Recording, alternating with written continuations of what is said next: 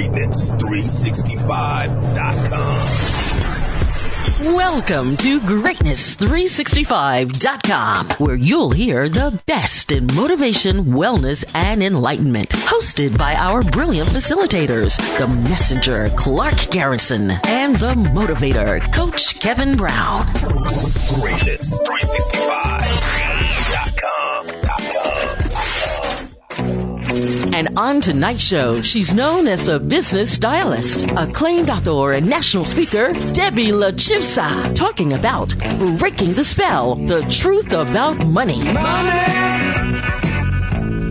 get away.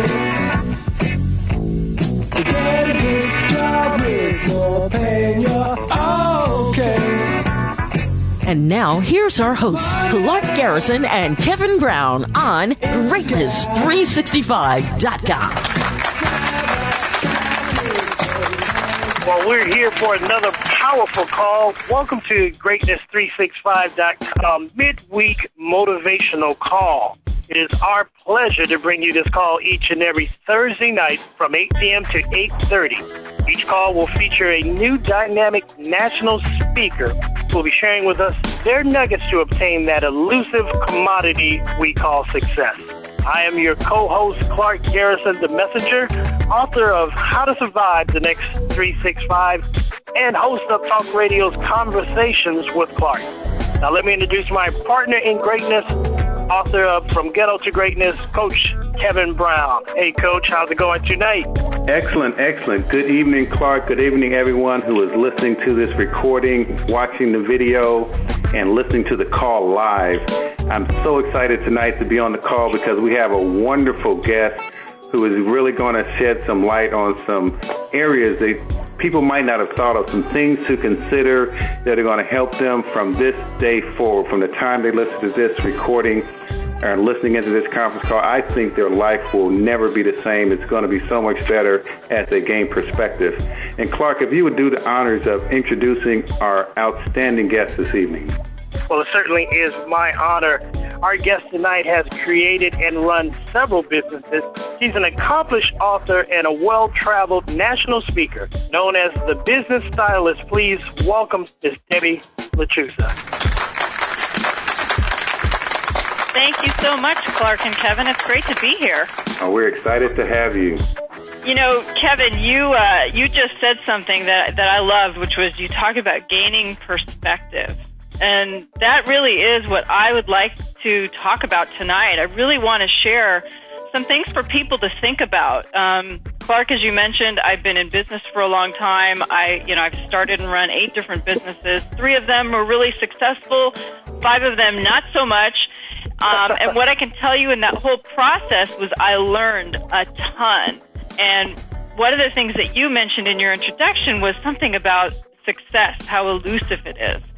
And I found myself kind of chasing success and really getting caught up in becoming more and more successful, and kind of stepped back and saw what was happening, and it really prompted me to make some changes. So I hope that what I can share today will help some people who are listening kind of step back, reevaluate where they are, and gain maybe a little bit different perspective about 3 topics that are near and dear to, I think, all of our hearts, and that is money, success, and happiness.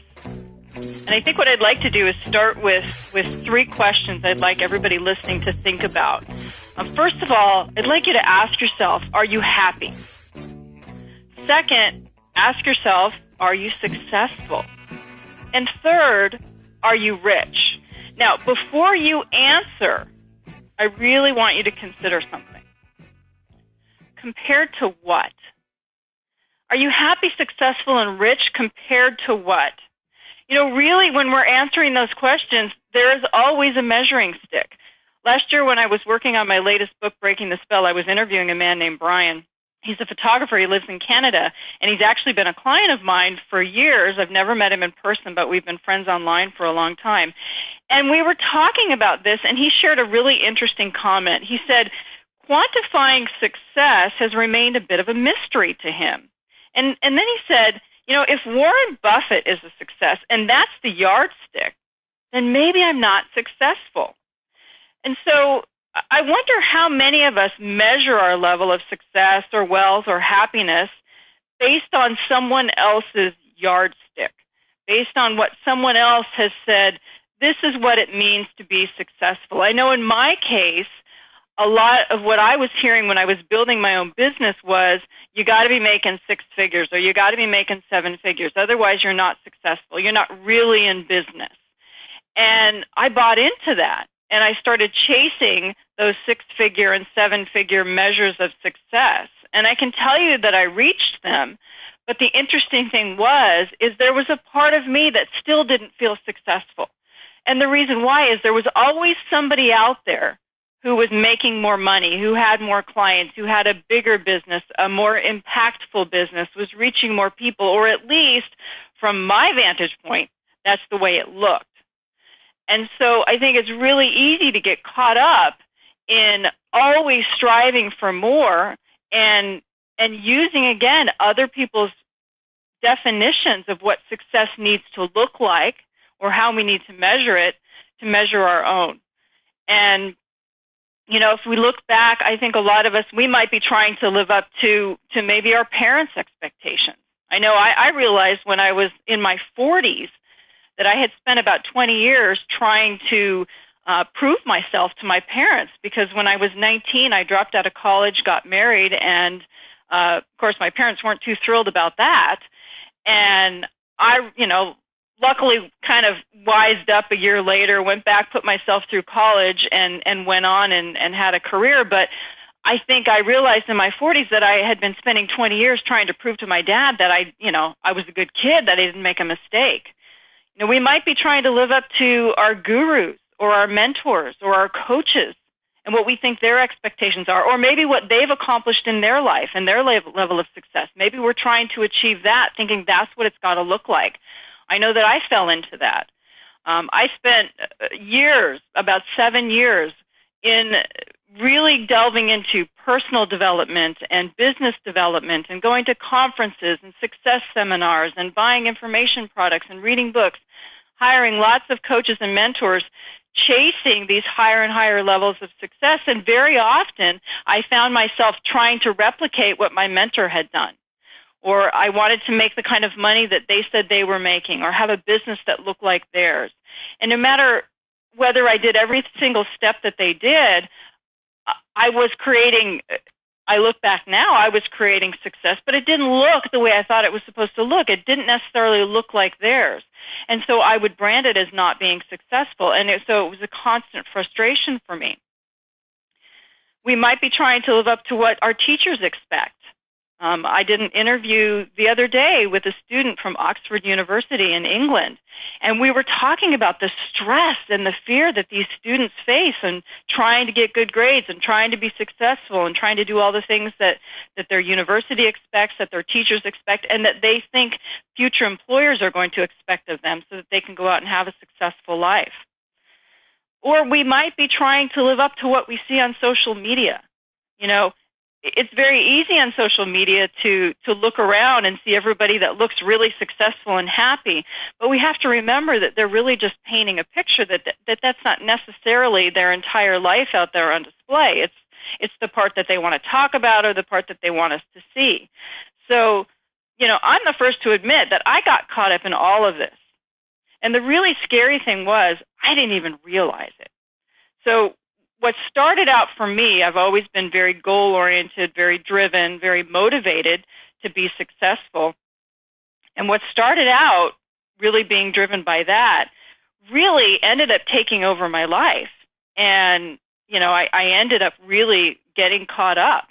And unfortunately, what happened to me was that I took a very successful business and drove it into the ground because I kept spending so much time and money trying to make it better. And I had so many voices in my head telling me what I should be doing to be happy and rich and successful that suddenly I realized that I couldn't hear my own voice anymore. It was completely drowned out by what everybody else was saying, and I had really lost myself in the process. Greatness365.com. You're listening to Greatness365.com. Tonight's guest, she's known as a business stylist, acclaimed author and speaker, Debbie LaChusa. And now back to Breaking the Spell, the truth about money on Greatness365.com. Greatness365.com. I realized that I couldn't hear my own voice anymore. It was completely drowned out by what everybody else was saying, and I had really lost myself in the process. And that was the accumulation of spending 7 years chasing this dream and spending all this time and money. And what I can tell you is, for me, it wasn't about greed. You know, like a lot of people, what I wanted was security, and I wanted to be considered successful, and I wanted financial independence so that I have two kids that, one has gone through college, she's in grad school now, the other one is in college. I wanted to be able to provide for them. I wanted to be able to send them to college. And all the things that we want to do, be responsible, have a house, pay our mortgage, and all those kinds of things. It really was about that. It wasn't about greed. But what happened is it just felt like it was never enough. And so I asked people to kind of step back and look at their own path, look at their own journey, and ask themselves, what is it that you're striving for? How do you define success? How do you define being rich or wealthy? I can tell you that when I was writing my book, I actually discovered that the root of the word wealthy comes from an old English word called wella, and it actually means well-being. And that has nothing to do with just money, but that's the connotation it's taken on in society today, that being wealthy means having a lot of money. And I would actually suggest that we step back and really consider it's really about living a rich life. And yes, we need money to support ourselves, but research has shown that, tons and tons of money doesn't make us tons and tons happier. To a certain point, we are happier. And actually, the research shows that up to about $75,000 a year, having money makes us happier. It takes care of our needs. But beyond $75,000 a year, people do not experience really any greater sense of happiness. So it's not, I think, necessarily the money that we're all seeking. What we're seeking is what we think the money can provide us. The experiences, for some people that might be travel or things like that, or really just the security. And I can tell you, when I was doing research for my book, Breaking the Spell, I interviewed a bunch of people from around the world, and I surveyed 500 people from all across the country and Canada.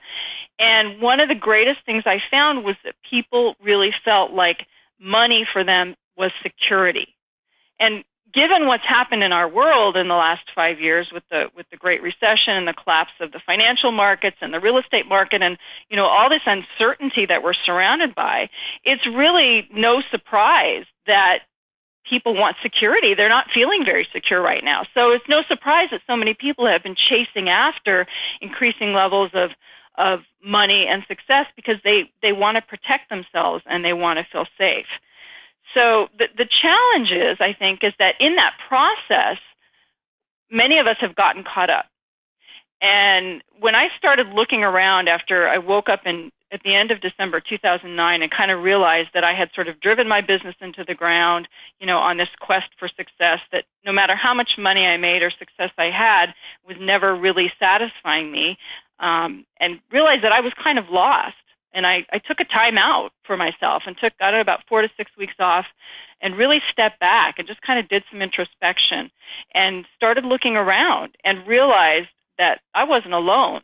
This was going on for a lot of people, and there were signs all over in our world with all of the foreclosures and bankruptcies at record numbers, and I was blogging about it, and people were telling me they were feeling the same way, and people were saying, I want to kind of get back to a simpler life, and get back to what really makes me happy.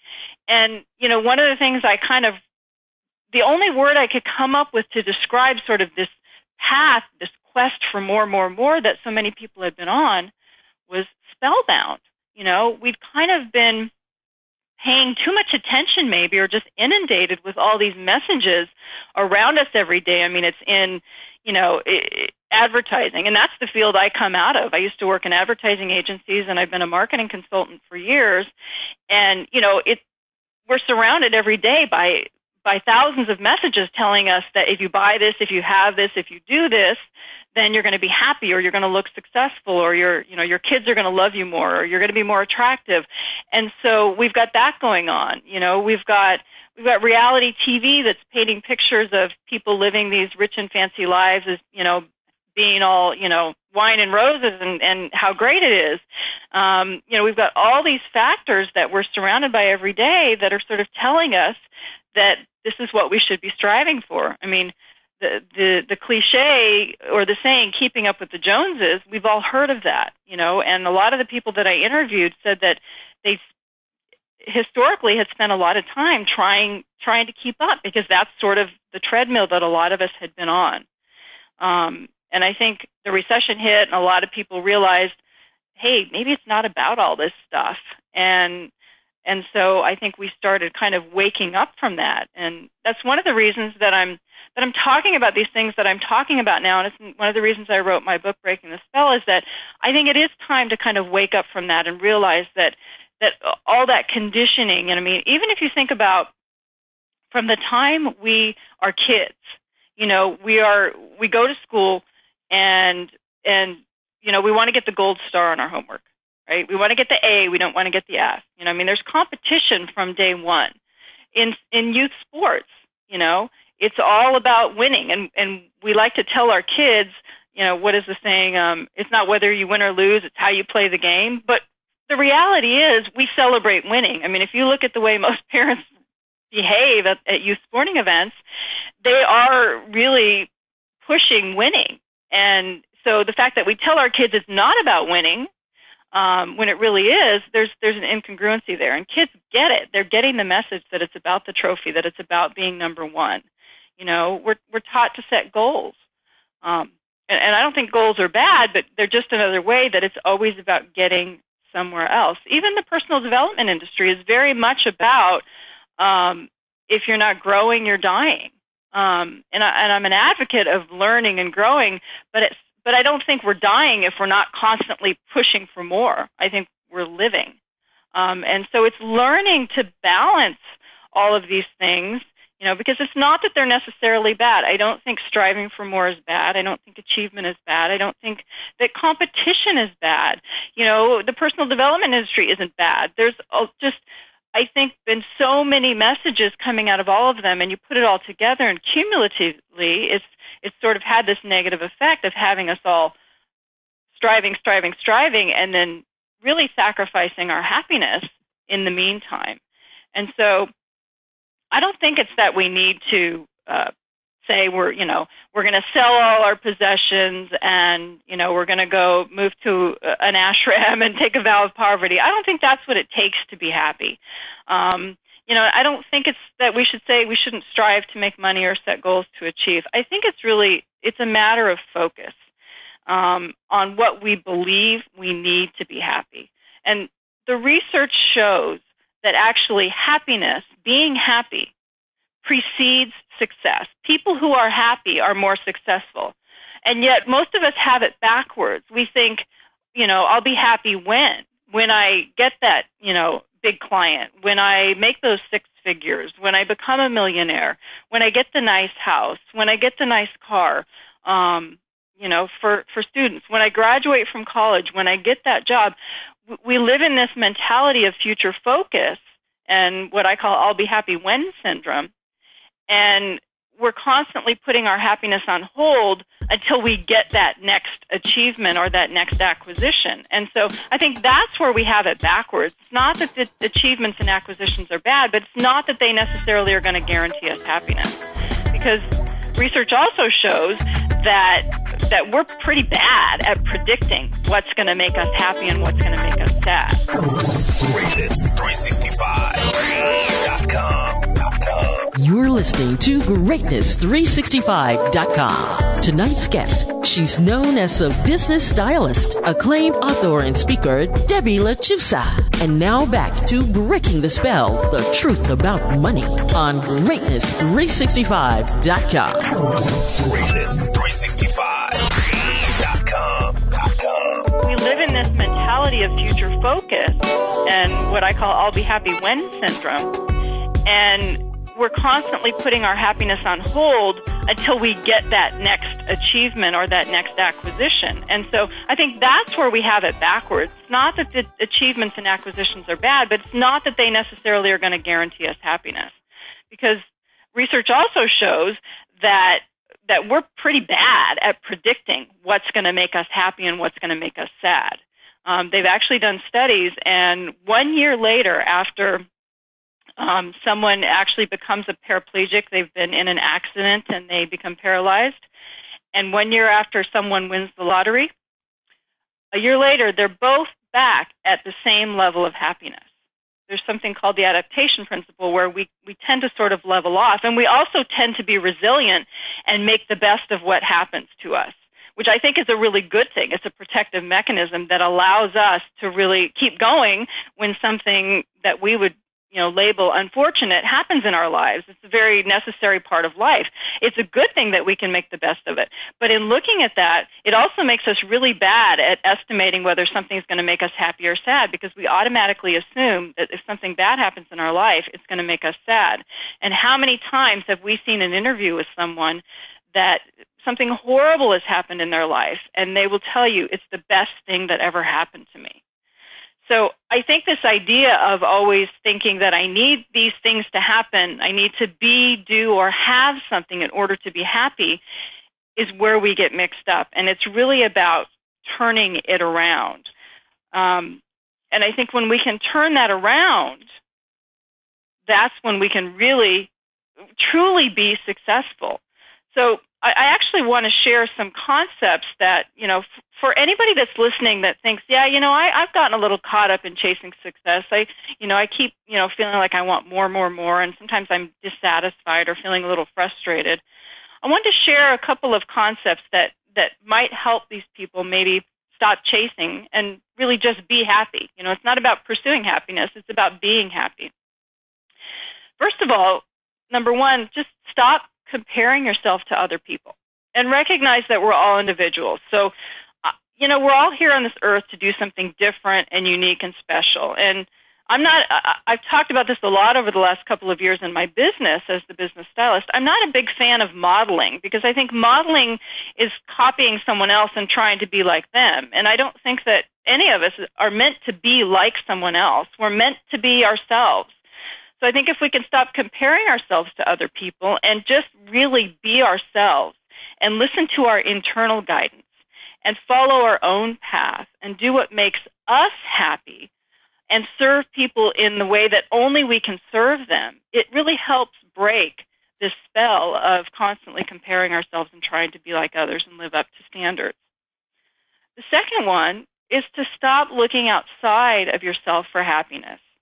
So stop looking for it in things or circumstances. I was always looking for it in circumstances, a certain type of business, a certain amount of money coming in, and it just, like I said, it was never enough. That's one of the challenges, is like we keep sort of, the bar keeps raising. So, there's nothing wrong with buying things if you can afford them, or going after goals if they're really important to you. But the key is to be happy in the process. Like, if you enjoy what you're doing every day to build your business and you're striving towards a goal of creating a business that reaches more people or makes more money, that's great. But if you're like drudging through it and you're not really enjoying it and you're just thinking, when I get here, then I'll be happy, that's the challenge. So really remember that it's, being present and enjoying what you're doing along the journey is really what life is all about. Thirdly, recognize that life is not always about getting somewhere else. For me, for years and years and years, it was always about getting somewhere else. And, whether that was making more money, getting more clients, getting a promotion or a raise, whatever it is. So recognize that that's, it isn't all about that. It's okay to be happy and content where you are. It's also okay to have goals. But don't be so focused on getting somewhere else that you forget to enjoy where you are right now. And then I think lastly, and this is it's a really simple one, but it's a really important one. And that is recognize that happiness is a choice. It's not a result.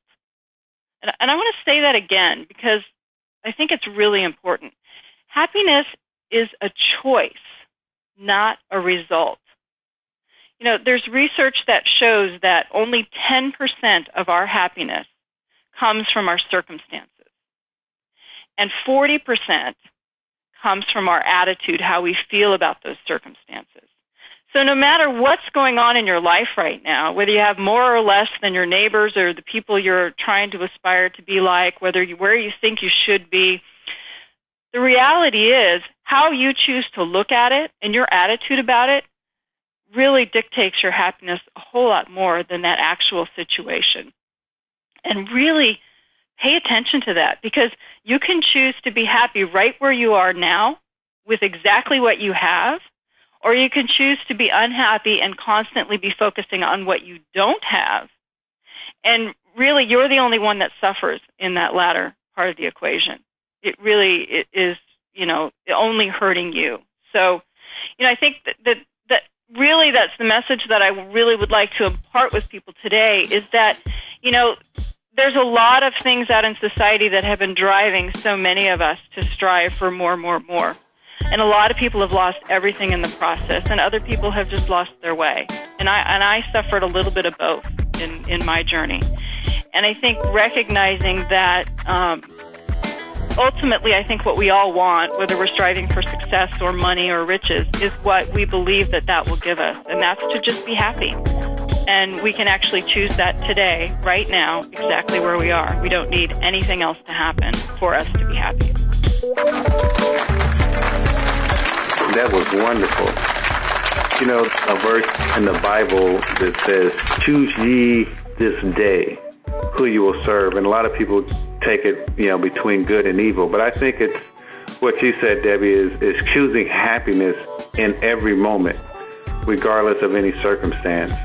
When you mentioned the fact about after 1 year, a person who has suffered a catastrophic injury resulting in paralysis versus someone who has hit the lottery, their happiness level is, you know, the same. That was just amazingly powerful. So I'm just thrilled to have this knowledge, you know, available for people to listen to watch and be fed and to get a different perspective. Awesome. I'm happy to share it.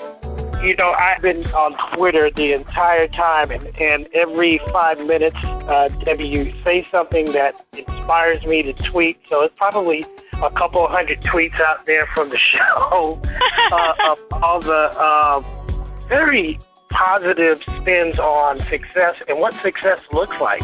You know, that's the biggest thing. That was one of my problems in my early success, similar to what you were speaking about, is I was chasing the wrong thing. And I could never quite quench that thirst for what I thought success was. And I'm fortunate now to have a clear mindset on that and message.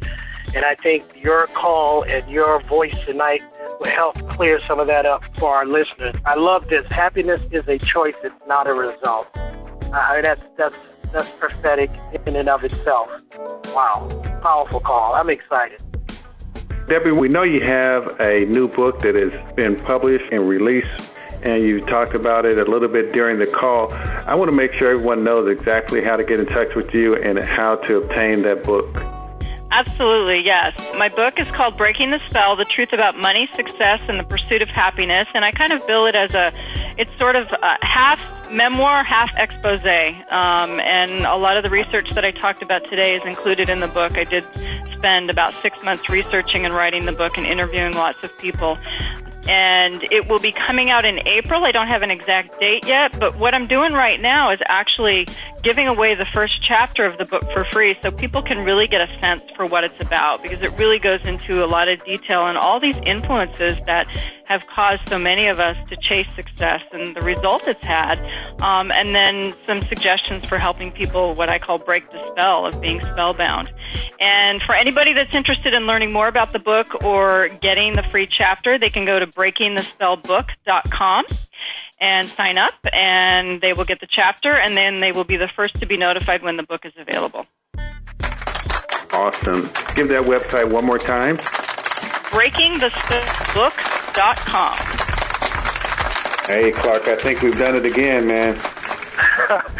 Well, we couldn't have done it without Debbie, and what a fantastic call again. And I want to thank all of the callers who've tuned in tonight, and, of course, to our speaker, Debbie LaChusa, and her book, Breaking the Spell, The Truth About Money, Success, and the Pursuit of Happiness.